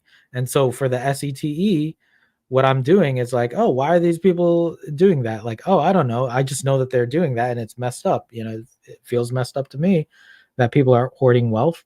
It feels messed up to me that AI is replacing jobs, but I'm not actually like digging into, at least on the surface level, in the short term, I'm not really digging that much deeper into it. I'm just kind of observing what's happening, kind of the what of what's happening. And then if the results or the things, the reality around me is starting to shift, I'm like, oh, why is this rich person, dressing poorly? Or why is that person working this job instead of that job? I can start to see like, oh, I think I might need to dig deeper here. Or I could walk into some store and then there's maybe like no people. It's like, wow, there's no people here. Maybe I should start looking into AI, or maybe maybe I need to look into the why of the world a little bit more. And so, as you can kind of see, like I do have some things NF processed. Like I can kind of see like there's certain things that I know about. Not everything, I've processed things like AI. I've processed things like why wealthy people do what they do, on some level. But it's something that I'm never done processing. Like, where is AI? Like, how much time am I going to spend processing this behind like political, you know where politics is going, where why these people are doing this, why are these wars here, why are we funding the military so much, why are we doing this? Like my NF sleep is kind of in the background being like, I actually don't know why, but do I need to look into it? And so I'm not going to want to look into anything unless it's disturbing my reality a lot. So the way I see my external world is I'm taking in all the physical situations and I'm looking at what people are doing. So SETE, that's kind of what that's doing. And then the NIFI, if I have to, I will use it to see why are things happening. Why is someone driven to do the things they're doing? So I'm more likely to look into my FI, of course, because I'm an ESFP. My FI is above the NI. And so I'm more willing to look at the why someone is driven to do something in terms of the TEFI. I'm more likely to like check out the emotional spectrum, before I'm willing to look at kind of like the intuitive concept behind things. Um, yeah. So is NF sleep more of an escape than a tool? I mean, the thing with NF is it is always used as an escape, especially because mine is like double feminine. But it is best used as a tool, The way it ends up being used as a tool is when I plug it into the NT blasting side. So if my goal is, for example, to write a journal entry or to make a video like this, my NF sleep is more productive. But a lot of times I will be doing NF sleep and like coming up with concepts or figuring out what's important, but I won't actually get to it. I won't actually do anything with it. So a lot of times it ends up becoming more of an escape, but I wish it didn't stop there. It shouldn't really stop at the sleep, but sometimes it does because I'm blast last. So yeah, I think the higher up NF sleep is in your stack, the more it's used as an escape rather than a tool. And then if it's all the way at the end, you kind of have to use it as a tool because you're like double activated ST in that case. Like Arnold Schwarzenegger or something, right? So that's kind of, and that's the whole function math. So by that math, by the way, like the NF sleep first, they're doing NF sleep as an escape way more than anyone else. But basically, most of the time, my NF sleep does get utilized for some kind of work, but it's still, it's more of like a 10-to-1 ratio or a 4-to-1, 5-to-1 ratio, where a lot of the things I'm processing are more for my sense of peace and zen than it is for like a productive blast. Because that can also be pretty productive, is to achieve some sort of meditative, peaceful state around something like, hey, why did my mom do that when I was 5 years old? Or why did why was I like that as a in middle school? Why did I bully my friends when I was in middle school? Something like that. Like I'll NF sleep things like that, and it'll just kind of be for my own peace. It's not necessarily something I need to blast out, though I'm doing that right now. Yeah, it's yeah, that's basically how I see it. It's yeah, that's a great question. Yeah, it's basically NF sleep is used for both, and yeah, the external world is the SETE is like just used as a that's kind of like our eyes, how we see the world, and then you have a lot to do with it. That's just the surface level. I would say the savior functions are very surface level, and if you're staying there, then you're kind of missing out on the rest of the person. As I'm sure a lot of play first people identify with their demon functions a lot, because we are basically our sleep. It's just a matter of like how much conscious awareness are we spending in our sleep. Question 10 by Anna. What are some of your MTE moments? At first glance, I don't think I'm getting as much of a tribe punch from you. Yeah. So I think the problem with masculine TE savior is that it's more of you're basically responsible for it if you have it savior. And so what happens, at least in my case, is early on in life, I'd probably use masculine TE a lot more aggressively on people, and I'd have to pay the consequences for that. You end up like losing friends, getting in trouble, losing opportunities, whether it's like in a job or at a school. Like there's one time when I think I told this professor, "Hey, I stayed awake during your class." And then I later asked him for a recommendation for studying abroad, and it did not work out, and I wondered why. I'm like, oh, the guy just didn't like my directness of like, hey, your class is boring, everyone else is asleep. He didn't like learning that about his class or learning that about anything that like, you're basically being so straightforward that even if you're giving people like bad news, like they don't actually appreciate it, things like that. And so I've learned to kind of like, now this is maybe also introvert because I'm an introvert. But I've learned to kind of hold back the masculine TE on some level because it just doesn't work out. It doesn't, I like more to be straightforward with people who kind of agree with it, which is why I have, a coaching link down below. But, even like in a coaching situation, like I am going to be masculine T direct, but I've learned, over time how to be kind of more tactful. Um, I've paid enough of a price of not being tactful. And it's like, how much longer do you want to keep upsetting people and ruining the vibe? I think I'm not going to say that I don't ruin the vibe now. It's just I try not to. I think most people can read my intentions as good, and I try to be more aware of my intentions if I can help it. But it's not easy. So anyway, yeah, that's why you're not getting a tribe punch, because I'm working on it, and I've been working on it, and I've been typed for 3 years. So potentially, when the first year of me being typed, I probably still punched people, um, just not as much. Maybe the first few months. Yeah, but also if I feel like you can handle it, I'll definitely come at you more. It's a lot of times it's because maybe there's also a situation where like it's a group dynamic and I don't want to punch someone in front of everybody else. So there's that too. It's like at some point it's kind of mean to like just, you know, uh yeah, just like, insult someone right in front of like, 100 people or something, or 10 people. Um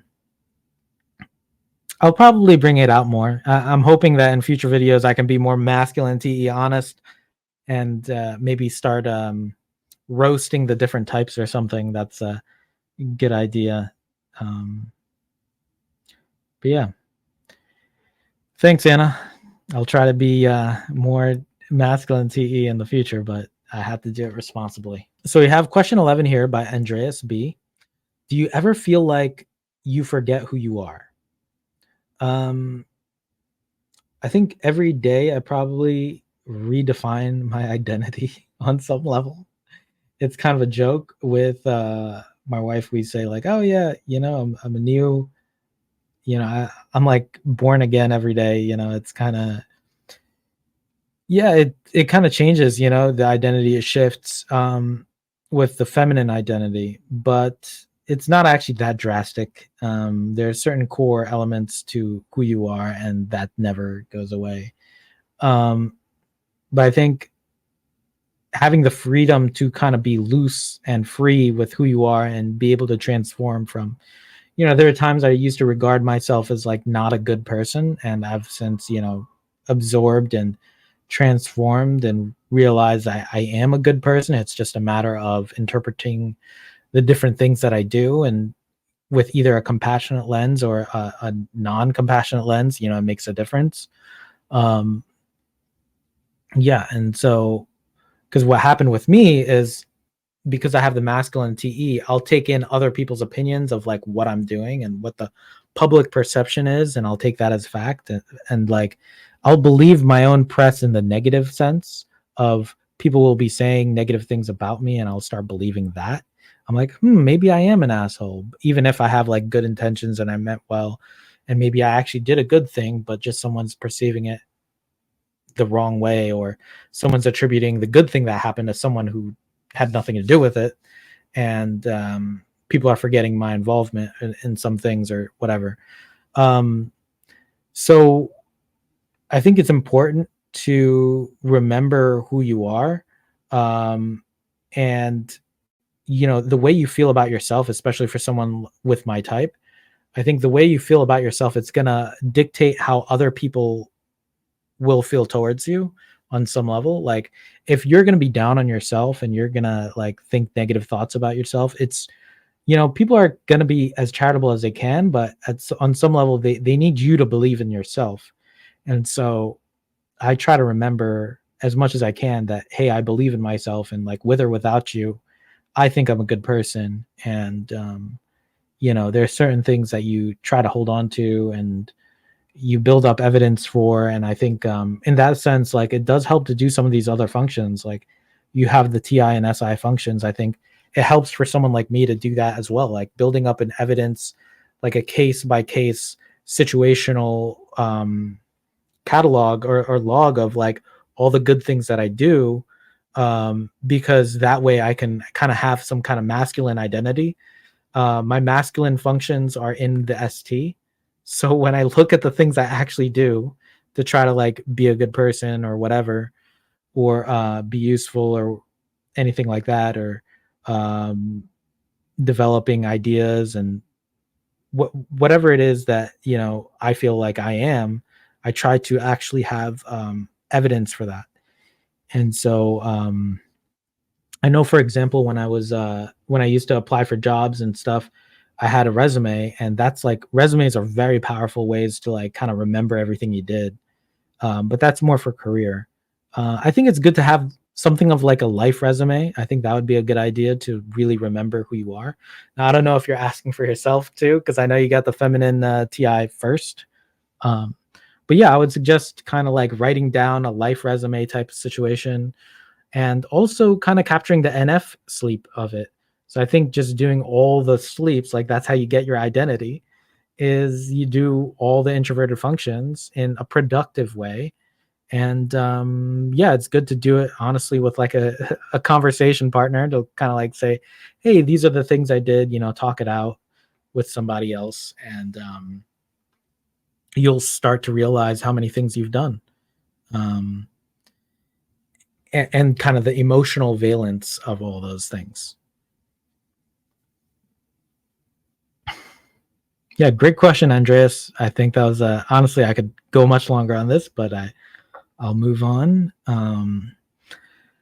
Yeah, so question 12 by Rebecca Ritter, about the EP life. What is it like to be an EP in your experience? Seeking variety, not being able to decide. EP is the hardest human need for me to put myself in their shoes.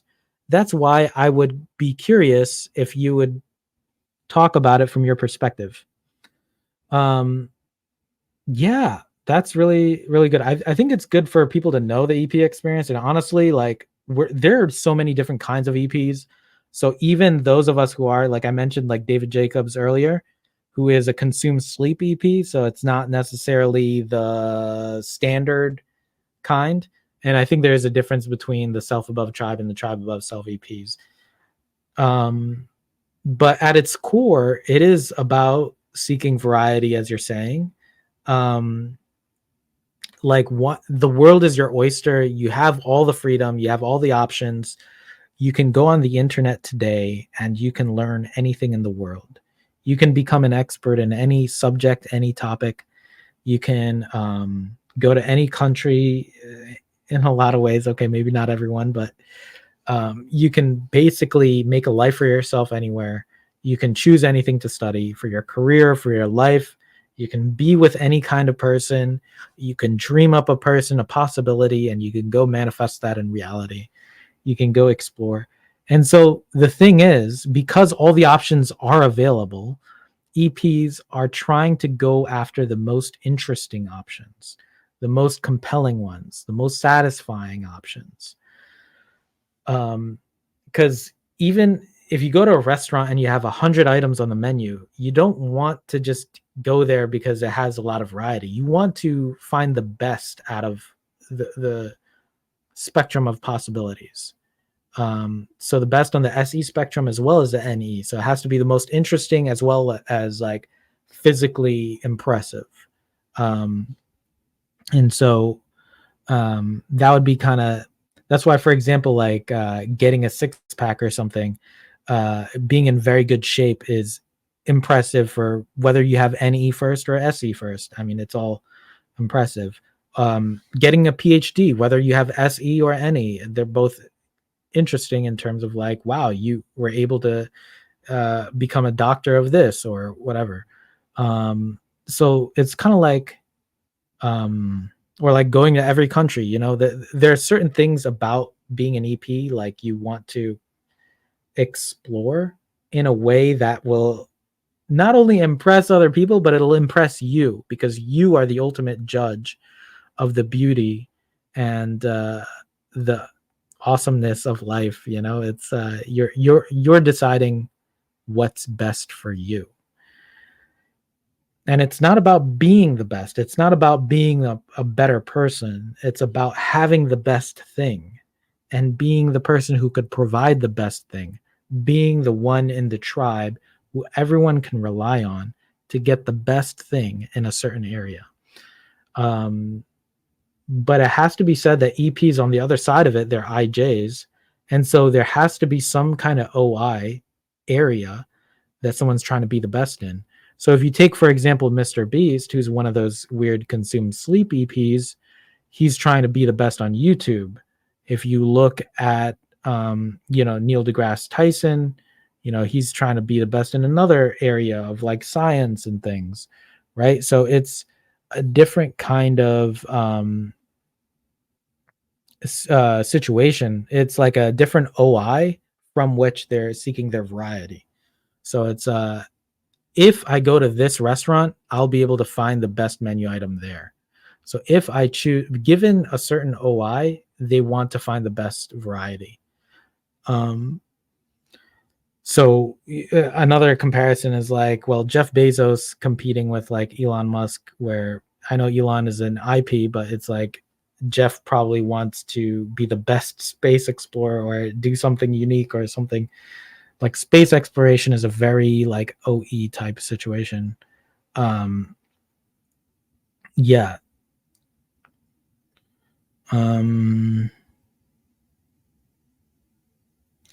So EP is the hardest human need for you to put yourself in their shoes. So the reason why we're trying to look for variety, honestly, it's not really even that. I think the problem with it for me is like because I have it first, it's kind of hard to tell why everyone else needs it. But when I talk to IJs, it's kind of challenging to see how limiting the world is. It's kind of like I go back. Anytime I talk to an IJ, it feels like I've turned down the rewinded the clock and I went back in the past. Every time I talk to an IJ, it feels like I took a time traveling thing to the past and I'm like back 100 years because the IJs generally are trying to work with things that are guaranteed and certain.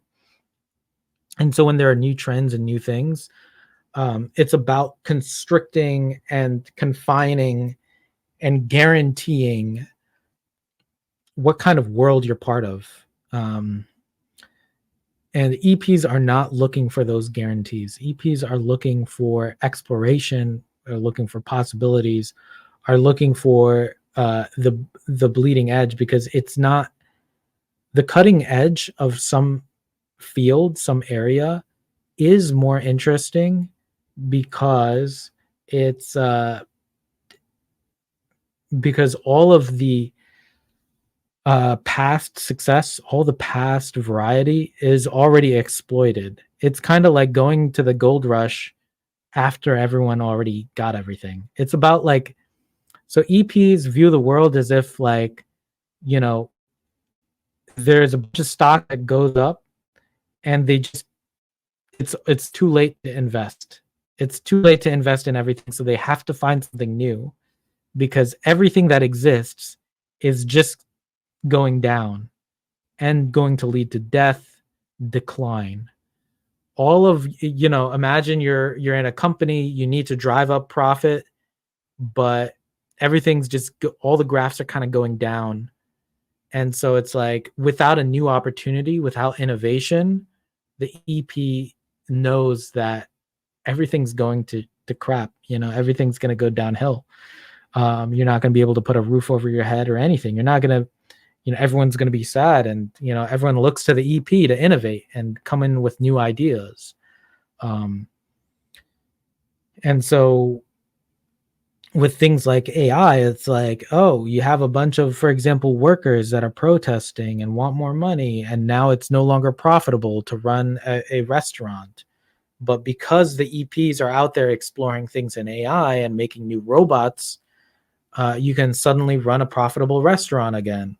And so it's, and I'm not saying, it's necessarily the EPs who are doing that work, but it's the spirit of the OE or the gathering function that is allowing this innovation to happen.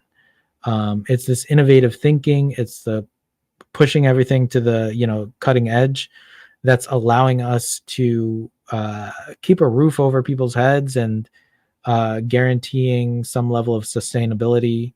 Because it all comes down to the OI again, and EPs and IJs are actually very similar in that sense, because we're just looking for security. We feel like we need to innovate first, and then we have security, because we believe that without the innovation, there is no security, that everything is going down. And everything is, like, for example, global warming. There's all these things that the existing solutions got us into this mess. We wouldn't have any problems if we had just explored a new avenue earlier. So that's the kind of observer issue for EPs. Like, we feel like, hey, we just need more exploring. We haven't found the thing yet. You think we would be suffering this much if we had found the thing, the missing information we had explored? We've been cooped up in here, and we haven't, bothered to find the thing that would solve all of our problems. It's like, if you're staying at home forever, you might need to get something from outside and make contact with the outside world and bring something in. So EPs generally feel pretty claustrophobic, or just feel like whatever we need is not here. Whatever it is that will allow us to survive is not around us. So that's what it's like to be an EP. Hopefully that rambling answered your question, Rebecca. But yeah, I think I'd probably be able to answer that in a separate video if it needed to happen. So we have question 13 by Diego. How personal is NT for you? I think, given that I'm an ESFP, this question is kind of meant to, like, be, hey, like, how are you doing with the opposite letters? If you're supposed to be kind of SF, how's the NT going? Yeah, so the NT is very personal for me generally. I think some of it is not personal, but a lot of it is, because I've been working on all my kind of NI ideas for a long time. And it's kind of interesting because different people kind of see the same intuition that I see, or the same concepts. Like, sometimes I'll present an idea and everyone will be like, oh yeah, I thought of that. But I think because I kind of go through a lot of the SETE and a lot of the sensory in order to get to the intuition, I feel like when I find it, it means more. Like, I know that sounds kind of stuck up, but by the time I get to the NT, I have a certain faith in it that other people who are just like kind of fart gas, or just like guessing or assuming, they don't have the level of evidence that I have by the time I get to the NT, because I have the NT last, out of my 4 animals. That said, I would say the social number 1, I do feel like I can be a little bit more free with the NT, a little bit more, I can be shooting different NT ideas around. And I think that's why I like having this YouTube channel, to kind of like talk out certain ideas. And it doesn't feel so bad. It doesn't feel that personal in that level, because I think it's important to share ideas and things like that. That said, I think NI is a very personal function. And so I feel like wherever you have it, you end up treating it as very personal. The TE side isn't as personal, though I would say the older I get, the more my TE becomes more TI like. And so it ends up being kind of like NITI a little bit. And so I think that the NT can be very personal in that sense, when, like, let's say someone doesn't understand me, or someone doesn't know how or why I came up with whatever it is that I come up with, or I think however the thing I'm explaining, like, if all the levels aren't being seen, because the problem with NI is that it has multiple levels to it. And when I present an idea, you may only be seeing one of the levels. And it's like, hey, that idea is not a big deal. And I'm like, well, good for you if you think that, there's more for me, that's that kind of vibe. But really, I do want people to understand, and I do want people to see the multiple levels of it, because there are often a lot of things connecting. For example, I think politics is very NT, and it's so multi-layered. The financial system is very NT in the way of like you have multiple levels of everything. And I also did software engineering. That's multiple levels of NT. And if you don't actually understand all the levels, you're not really going to understand what the hell you're talking about. And so for me, the things that I study and I look at that are NT, those are personal to me, but it should be personal to everyone. It's kind of my vibe. Is like, hey, if you don't understand the many levels, then we're not really going to have an actual conversation about things. Um, I may be having like a complicated discussion with someone, go through the ST and the NT of an idea with someone, and if they're not catching on, it can kind of feel lonely. So that's the downside of everything being like kind of personal. Um, that said, I think someone the types of people I like, I do want to shout out the ENFPs and just the Delta Quadra in general, because the NETE play really helps get some ideas out because they're so not personal with the ideas with NE and TE. So they're kind of my brothers and sisters as far as like discussing ideas in a way that you're not so obsessed with it. Um, it can definitely happen for me, and I need to kind of relax a bit when it comes to that. Like if someone's misunderstanding you, it's not personal. Um, yeah, and I think this is a very good question. It's something that I'd love to process in the future. And yeah, thanks, Diego. So that concludes our 13 questions in our AMA for an ESFP that's been processing his type for 3 years. And I got at this point, it's like almost 3.5. Um, and yeah, it's having also had the typing experience and stuff that I have. I get to see the patterns of typology of personality type, the 8 functions, the cognitive functions, as well as like the MBTI types. Like I've seen a lot of instances of this. I've done, at least 300 to 500 typings or so, something like that. I'll have to get the actual number down, but yeah, it's been very interesting to like reflect on a lot of these typology related things as it relates to personal life. I think that's a very important thing to do, is not just learn the information but kind of relate it to something that is more concrete, like your actual life or other people's lives. And um but it is better to look at yourself. I think there's a certain vulnerability that can be had there when you look at your own stories that you're telling yourself and other people, because it's very easy, especially on the internet, to like point at other people and laugh. But what I've tried to do here today is kind of like look at myself and kind of share a little bit of stories. I wish I could have shared more. I think there are too many questions for me to dive too deep. But yeah, I think maybe I'll do something different in the future. Um, but it's good. I think this is a good first pass at doing this style of video. Yeah, but I do have some more takeaways. So the main points of like before being typed. So as this is my 3-year video, I have some points on before being typed and then after. So the first one is like I used to lack some sense of self pattern recognition or identification, and now it's easier after 3 years of studying it, because what ends up happening is you don't really know which ones are your patterns and which one you're like kind of misdiagnosing in yourself. So that's why the typing does help, because you may be misattributing things to concepts that have nothing to do with you, and that's kind of dangerous a little bit.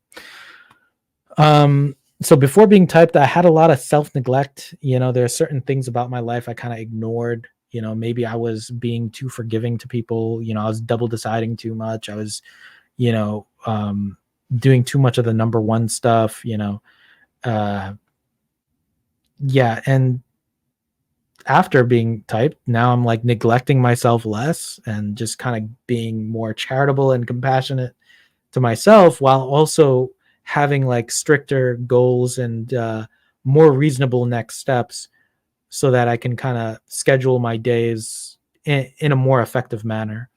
Um, which is kind of a different topic, even that I could get into. Surface level understanding of the world is what I had before, and now I feel like I know a few levels deeper.